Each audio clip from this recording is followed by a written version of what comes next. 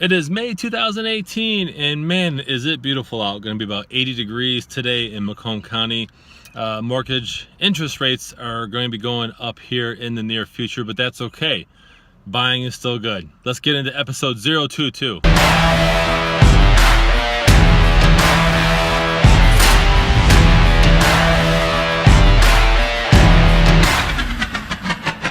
Welcome everyone to episode 022 of the Ask Jason Gelios show. I really appreciate you guys tuning in and watching. There's a lot of good shows coming out on Showtime and all that. So the fact that you're watching this makes me really appreciate it. So I want to share with you, it's not so much a fun fact, but it's an interesting fact about the number 22. So the Titanic was traveling at about 22 knots. I'm not a boater, but about 22 knots the Titanic was traveling before it crashed into the iceberg. So, with that said, we got a great episode here. I'm going to be going over some benefits of a home warranty and what that is, and some tips on showing your home for the spring. So let's go ahead and dive right into it.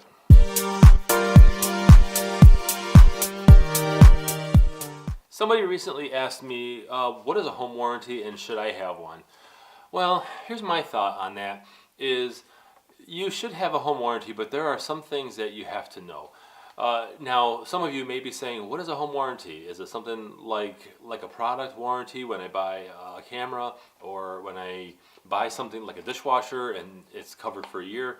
It's similar. However, in my experience with home warranties, they're not as thorough as a manufacturer's warranty, and even then, those aren't 100%. Okay, but ultimately, a home warranty it's a 1-year service, so it covers the majority of your appliances if they're included in the home sale. So you purchase a home, and I personally usually try to get a home warranty paid by the seller for my buyers. I also feel that it is a great way to offer something. If you are, for example, not to go on a sidetrack, but if you are looking to stand out, if you are in a buyer's market and you are a seller, offering a home warranty could be another perk that draws a buyer to your house. It's just peace of mind. Now, I will say that for the first year to get it started, they range anywhere from $300 to $500, and probably even more than that. The most common I see is about $395, but you know, as costs of repair go up, that price could change. But ultimately, it's about $400 or $500 to get out there and get a home warranty in place. And then after that, it's usually $100 to $200 to renew it every year. But a home warranty is that. Now, a home warranty should not be confused with homeowner's insurance, okay? Homeowner's insurance doesn't typically cover if your washer breaks or if your furnace acts up or things like that, okay? Homeowner's insurance covers things that are a little more catastrophic, okay? I will say if one of your appliances, floods and causes damage to the house, that could be covered under homeowner's insurance, but a home warranty is a little bit different, because a home warranty mainly focuses on the appliances and things like that in your home. So what are some of the things that are covered by a home warranty? Well, let me read off the list here. So home warranties typically cover like central air conditioning systems, heating system, kitchen appliances, washer and dryer, plumbing systems, electrical systems, sometimes a roof leak. It just depends. That's a gray area. But many of those are covered in a standard plan of a home warranty. Now, sometimes you have to have a home inspection, or they will want to see a home inspection before you actually enroll, because they want to know the condition of the appliances. So when you have a home inspection, when you're looking at buying a home, you have an inspection, and they take note of the furnace and the washer dryer and the dishwasher if those are staying.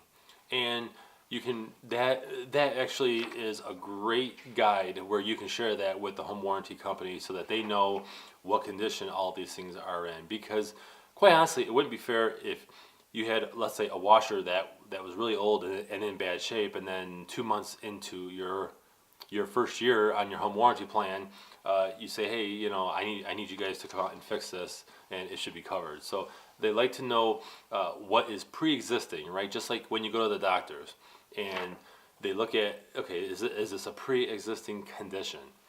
Okay, so that's pretty much what I have in terms of a home warranty. Do I personally feel that they're great? I think they're good. I mean, you know, $300 to $500 to get started the first year.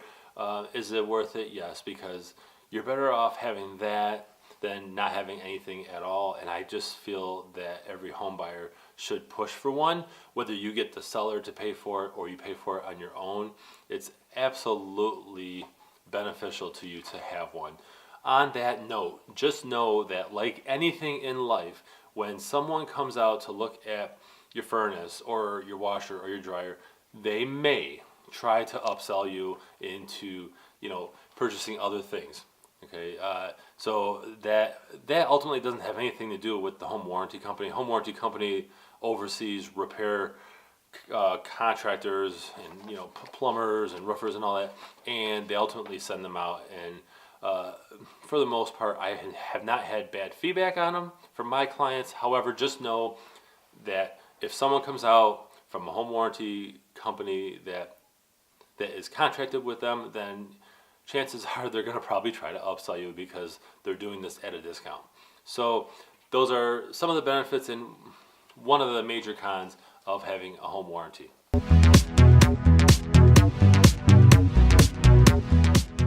This next question is a common question, but there could be 1,000 tips that you could do that I could share with you on how to improve your home when you're going to show it to potential buyers.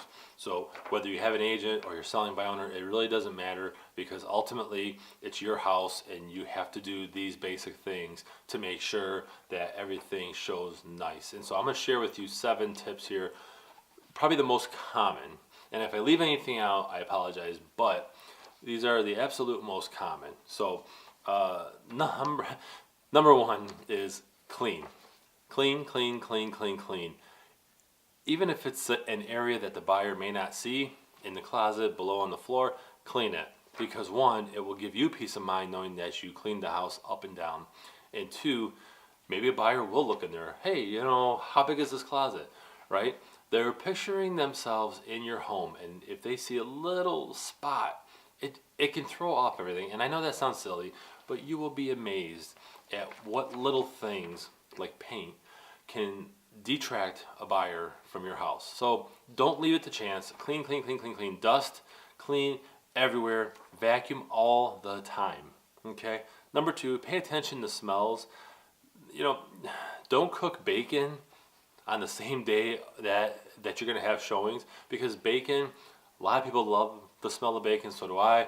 However, some buyers may be turned off. Maybe they're vegan, right? They walk in your house and they smell this strong smell of bacon, okay? And it's actually a distraction. So the number 1 scent to use, although don't overdo it, but the number 1 scent to use is actually orange, like orange, mango. That's the number 1 appealing scent to a person.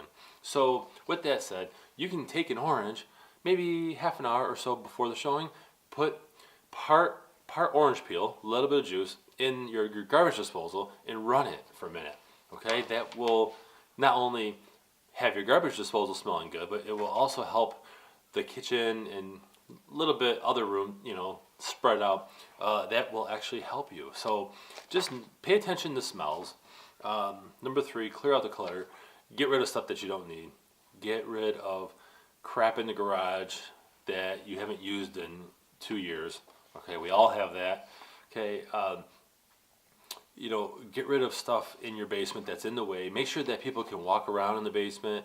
If your basement is unfinished, make sure things are not covering the walls to an excess, because people like to look at basement walls and even basement ceilings, because they're getting the feel for, is there water damage? Is there anything going on here? Leaking pipes, things like that. So if your basement is finished, just tidy up. If you have storage areas, put the storage in there. Just clear out the clutter. Number 4, repaint the walls neutral colors. I'm a little torn on this one because, I've sold houses that had dramatic reds, like in the kitchen. That was a trend. Blue baby room, things like that.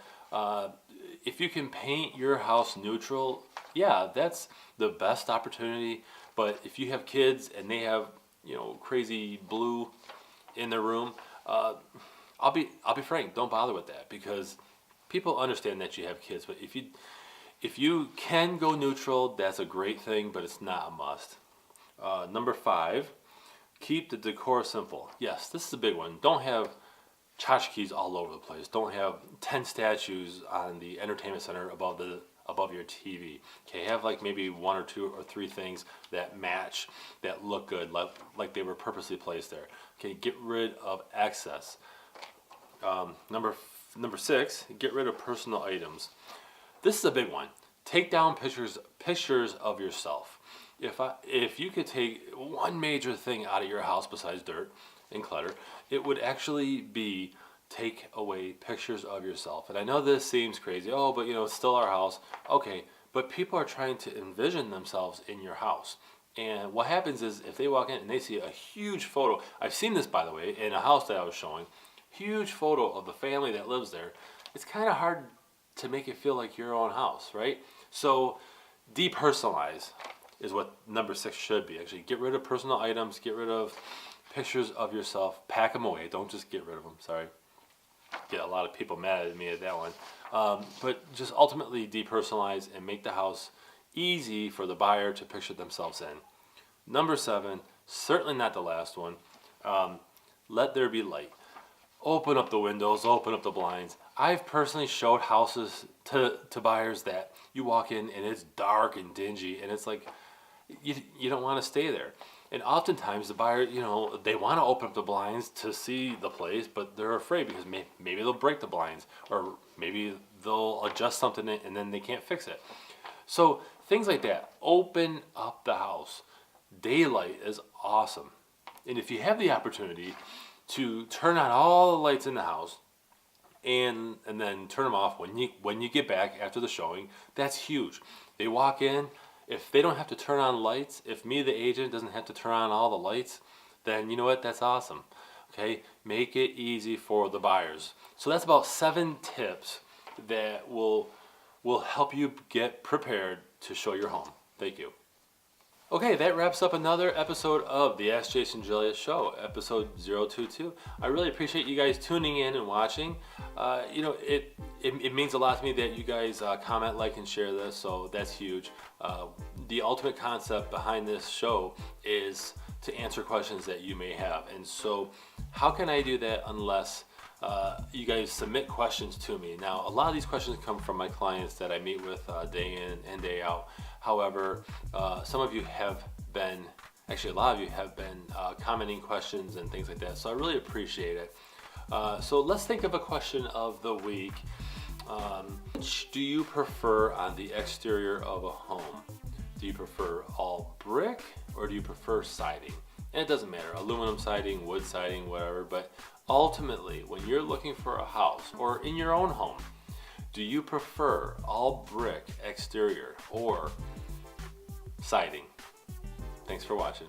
Hey, have you guys hit the subscribe button yet? If not, please do so, because I don't want you guys to miss out on valuable information. And while you're at it, you can visit my website. It's allabouttherealestate.com. Thanks for watching.